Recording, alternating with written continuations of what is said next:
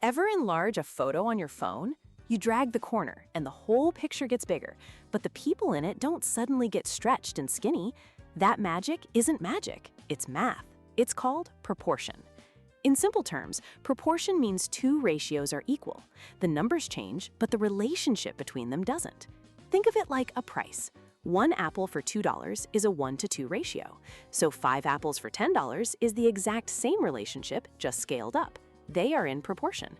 But how can you be sure? The simplest way is the multiplier test. Are the ratios 2 to 5 and 6 to 15 proportional?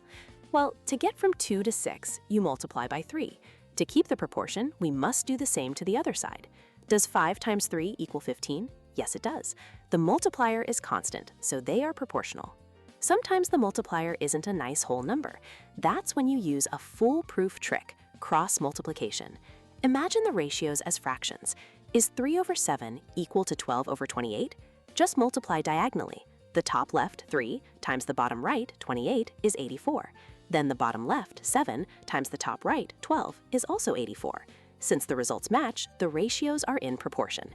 It's a definitive yes or no, every time. This isn't just for math class. Architects use it to make sure a building's doors don't look like skinny slots. It's why your TV screen has a 16:9 aspect ratio. If you buy a screen that's 32 inches wide, the manufacturer used proportion to calculate that the height must be 18 inches. They just doubled both numbers. Proportion is the math that prevents distortion. It ensures that as things scale up or down, from maps to photos to buildings, their fundamental relationship stays perfectly, recognizably the same.